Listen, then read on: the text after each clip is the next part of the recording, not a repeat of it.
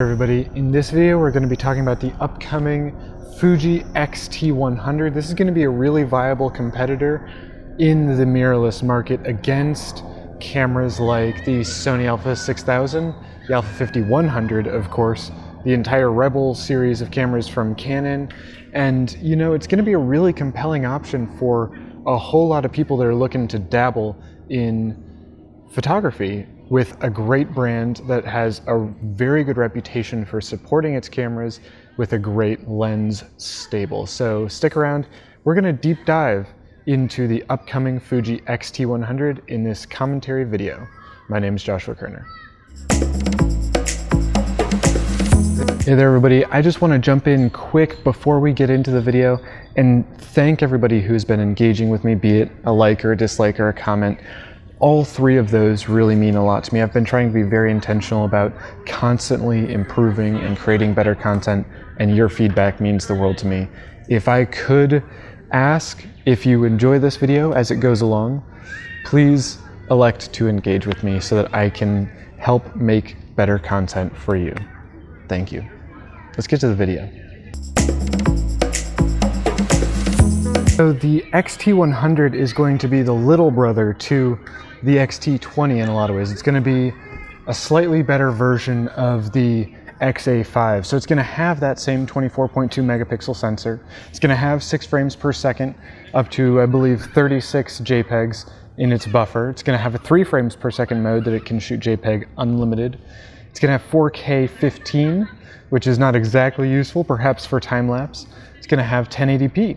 So it seems like a really great beginner option, and that's really what it is. This is a foot in the door kind of camera, right? You're not buying this because you're a serious professional. Though it is very realistic and very possible that you will actually make some incredible professional grade photos with it. Now there are a couple of extra features that I previously neglected to mention that I think will really kind of be fundamental in the way that people are looking at this camera. That's going to be the 2.3 million dot 0.62 magnification EVF, the 1.04 million dot 3-inch touch 3-way LCD. So 3-way means that it's probably going to be similar to the X-T2, for example, because we haven't seen Fuji do the full flip out. I think that's going to be really compelling for a lot of people, and I don't think that it's incredibly necessary to have a vloggable screen, especially with only 4K 15.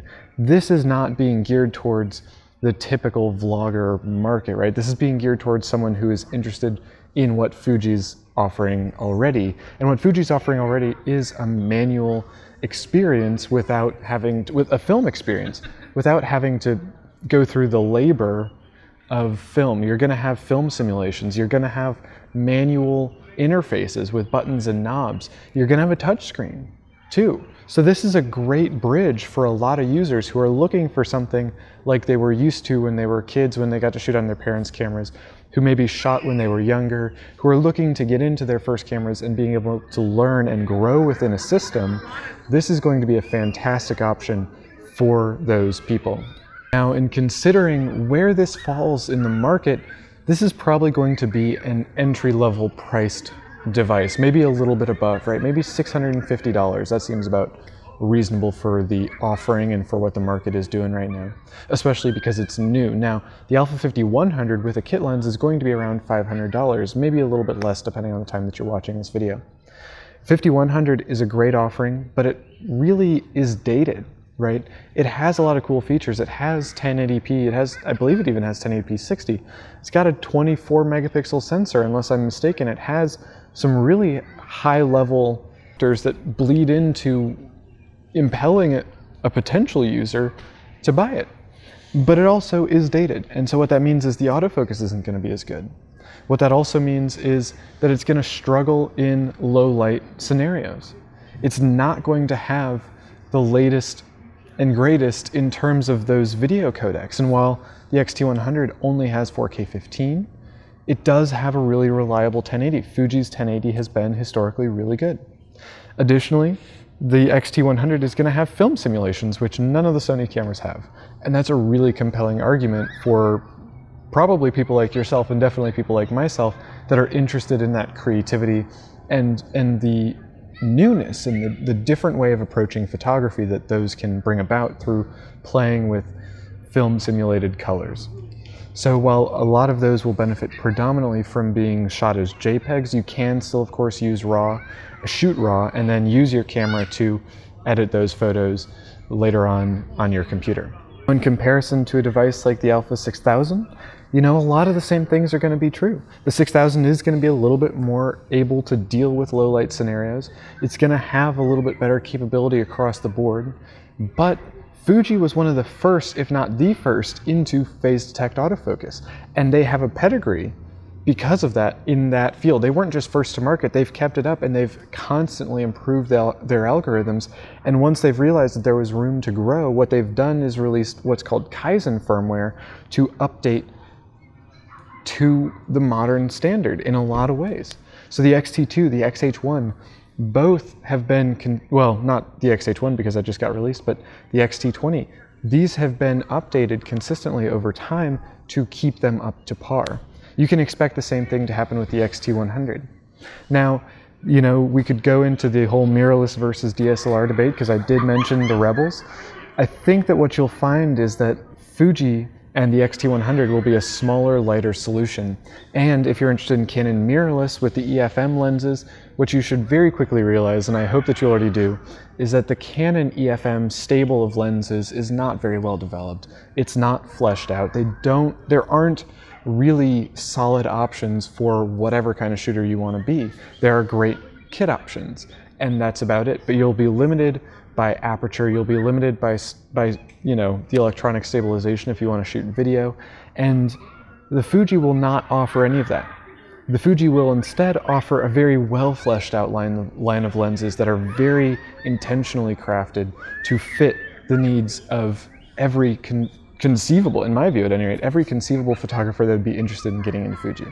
So the X-T100 is a really cool option, and it's one that I'm personally thinking of getting into just to play around with, because I love taking a camera around with me places, and the thing for me about it is that I want it to be an exciting experience. I want it to be a new experience, and I've been limited by the gear that I have for so long that I've forced myself to play with it in every conceivable way that I'm kind of done playing with what I have. I can't make new with what I've already got. And so I think that Fuji could be a great answer for me. Now, if you're interested as an experienced user, if you're interested in this device as an advanced user like myself, then you should probably do it. If you're an intermediate or novice user, this is also going to be a camera that will help you grow. And it's going to help you grow not just with the lenses or with the features, but with the modern technology, right? So the Sony Alpha 5100 is not a new sensor. The Sony Alpha 6000 is not a new sensor. A lot of the sensors in Canon's DSLRs and mirrorless cameras have been iterated on over and over and over, and while they're newer than the Sony options, they aren't really up to par with what you could get nowadays, and what I'm really expecting to be the case is that the X-T100 will be that. Fuji has a pedigree with their lenses, with their body design, with their classic elegance, and it looks like they've taken a lot of what they've learned and put really compelling features into this device as well. What that leads to me to believe, at any rate, is that this X-T100 is going to be a killer camera. It's going to be a very effective device for Fuji to sell, and it's also going to be a wonderful device for users to use. So I think that's about all I have to say on the subject. Thank you very much for your time and for your attention with me in this video. I really appreciate it. I'm looking forward to seeing the next one.